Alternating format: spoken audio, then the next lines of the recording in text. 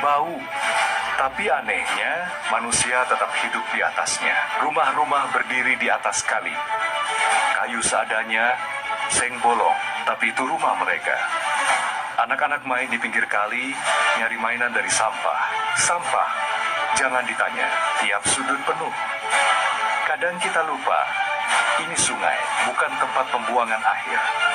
Dan tiap hujan turun, banjir jadi langganan. Air kali nggak bisa ngalir, malah meluap ke rumah warga. Lalu datang Kang Deddy Mulyadi, nggak banyak janji, tapi tangannya langsung kerja.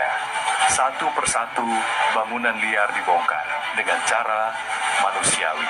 Sampah dibersihin, tepi kali ditata.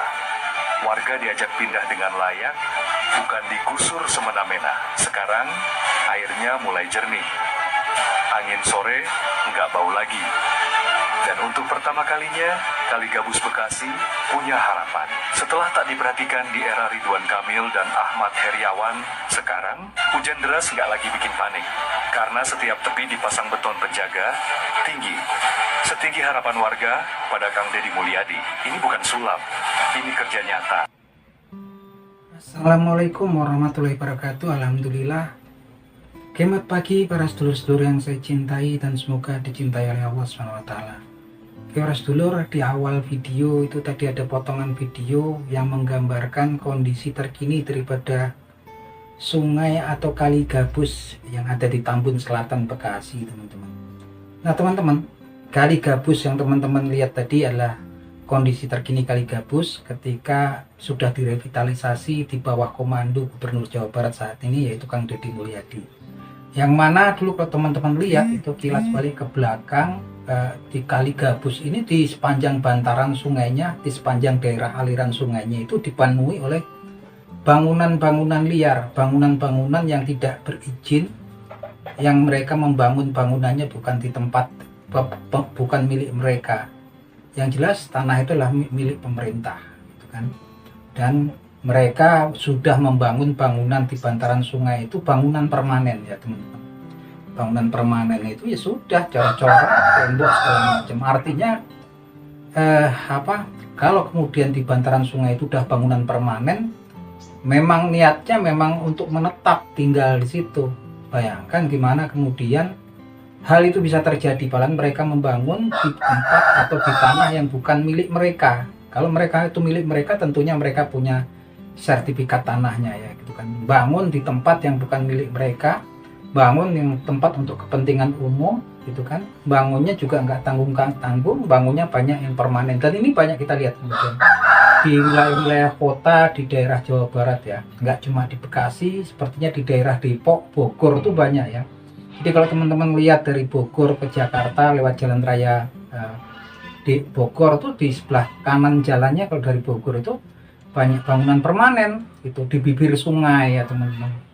Artinya kalau kemudian mereka tinggal di bibir sungai gitu kan, ya jelas lah kalau mau sampah segala macam kemana, kemungkinan besar lah gitu kan, dan akan menghalangi kemudian aliran sungai dari jalan masuk ke sungai. Dari jalan kalau hujan itu kan memang masuk ke sungai, harusnya masuk ke sungai, tapi memang kemudian kalau kanan kirinya sudah dibangun rapat sama bangunan juga nggak bisa mau tembus gitu kan. Bahkan kalau kasusnya Kali Gabus kemarin itu udah penuh, ya, pinggiran sungai rata-rata dibikin toko, ruko, rumah gitu kan.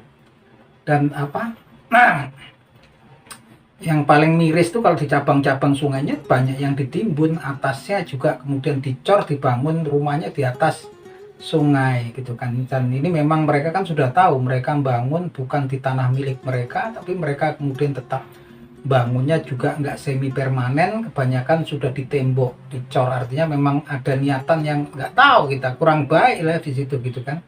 Yang pasti ini terjadinya nggak mungkin 1-2 tahun, ya, terjadinya pasti sudah berpuluh-puluh tahun. Dan sepertinya ada semacam pembiaran gitu kan dari aparat setempat kayak kelurahan, desa, kecamatan ataupun kabupaten. Ini kan bangunan yang di tanah-tanah yang memang untuk kepentingan umum yang sangat vital. Dan kalau dibiarkan yang lainnya juga kemudian ikut-ikutan, tuh ikut bangun kok nggak apa-apa, ikut aja bangun semua, akhirnya runyam lah ketika nanti kemudian mereka sudah menjadi komunitas bikin kampung gitu kan di tanah yang bukan milik mereka. Dan beruntunglah kemudian Jawa Barat ini kemudian memiliki seorang gubernur seperti Kang Deddy Mulyadi yang nggak cuman orangnya arif bijaksana, orangnya ramah, tapi kemudian dia juga tegas ya, nggak kenal kompromi. Masalah kali yang ada di Bekasi ini nggak cuman kali gabus gitu kan, kali mati, kali baru yang ada di Tambun Selatan, dan juga kali Cikarang gitu kan. Kang Deddy berkoordinasi dengan wali kota dan bupati Bekasi, sudah dibongkar semua bangunan-bangunan itu, dan tetap kemudian sepertinya Kang Deddy ini arif dan bijaksana dikasih uang kerahiman. Walaupun sebetulnya uang kerahiman itu nggak pas, karena mereka bangun bangunan tanpa izin di tanah orang, itu kan tanah milik negara ya teman-teman. Nah ini saya support sekali ya, kita semua warga Jawa Barat pastinya merasakan, kedepannya akan merasakan efek daripada tindakan tegas Kang Deddy Mulyadi untuk menertibkan sungai-sungai, bangunan-bangunan liar yang ada, bibir sungai yang ada di kota-kota besar di Jawa Barat. Harapan saya nggak kemudian cuman gebrakan ini bisa kemudian diikuti di kota Depok, gitu kan, di Bekasi, sungai-sungai lain harusnya sepertinya harus ditertibkan gitu kan. Yang jelas teman-teman, ini butuh keberanian, butuh tekad yang kuat, dan memang sudah terjadi berpuluh-puluh tahun. Artinya memang kemudian Kang Deddy Mulyadi mendobrak ini semua ya. Ini luar biasa sekali, dan saya pikir Kang Deddy Mulyadi harus memperjuangkan juga undang-undang atau peraturan dengan legislatif, peraturan daerah yang kemudian bisa menghukum berat gitu kan kepada orang-orang, oknum-oknum yang kemudian nanti nekat lagi ingin membangun bangunan di tanah milik negara, di tanah yang bukan kepemilikan mereka, agar menimbulkan efek jera. Karena saya nggak yakin gitu kan kalau mereka itu, orang-orang itu kemudian takut kalau nanti lengah lagi, mungkin 10 tahun lagi Kang Deddy Mulyadi udah nggak jadi gubernur Jawa Barat, pasti tumbuh lagi itu seperti rumput yang tumbuh di musim hujan gitu kan. Pak Tani membersihkan harus rajin dibersihkan. Nah, ini yang paling penting kemudian diikuti dengan peraturan ya, peraturan daerah yang memberikan hukuman seberat-beratnya buat para pelanggar, para oknum-oknum yang akan coba-coba kemudian menempati area-area yang bukan milik mereka, apalagi sampai membuat bangunan permanen. Itu harus dikasih pelajaran ya gitu kan. Nah, karena kalau kemudian dibiarkan nanti pasti tumbuh lagi gitu kan, tumbuh berkembang lagi, kecuali memang dikasih peraturan yang bikin mereka jerah. Nah terlepas dari itu, Kang Deddy Mulyadi ini luar biasa ya. Saya lihat memang kemudian satu-satunya gubernur yang selama usia saya ini, sebesar saya sudah setua ini, baru sekarang kita lihat gubernur yang punya keberanian, tekad kuat untuk gebrak gitu kan. Gebrakan keberadaan terhadap kondisi-kondisi yang sudah kronis gitu kan. Nah kalau kita lihat memang kemudian masalah kronis ini nggak cuma kemudian terjadi di Kabupaten Bekasi, Jawa Barat gitu kan. Yang jelas DKI Jakarta pun mengalami masalah yang sama, dan kuncinya sama sebetulnya. Di Jakarta itu kan banyak-banyak sungai, memang di bantaran sungainya udah dibangun bangunan permanen, bahkan jadi kampung itu kan.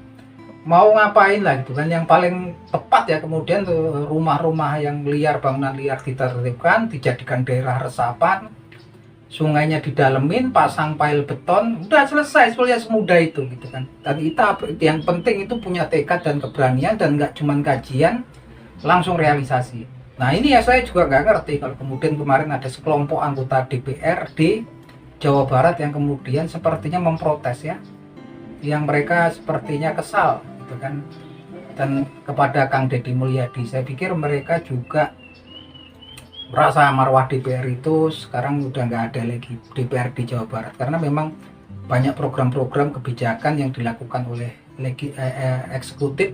Nah, ya ini Kang Deddy Mulyadi nggak berkoordinasi dengan mereka. Tapi saya pikir itu cuma sekelompok anggota dewan ya teman-teman, karena yang lain juga anggota dewan yang lain maklum gitu kan, ngerti mereka itu kan. Yang dilakukan Kang Deddy ini bukan masalah apa-apa, ini melakukan untuk memberikan solusi terhadap masalah-masalah yang ada di masyarakat, untuk memberikan solusi terhadap problem-problem yang ada di masyarakat. Dan inilah bentuk daripada kehadiran negara, kehadiran pemerintah, kehadiran kepala daerah di tengah-tengah masyarakat untuk memberikan solusi-solusi terhadap masalah-masalah yang terjadi. Bukan kemudian disokong, bukan kemudian diapresiasi, sepertinya malah ditentang ya program-programnya. Nah mungkin ini sebetulnya blunder untuk mereka, karena memang rakyat ini semua menonton. Sekarang rakyat itu udah pintar, artinya memang kalau yang namanya wakil rakyat, tentunya rakyat pasti akan berpikir ulang kalau kemudian wakilnya seperti itu gitu kan. Dan pastinya jangka panjang pasti ini akan diingat oleh rakyat, khususnya untuk warga Jawa Barat.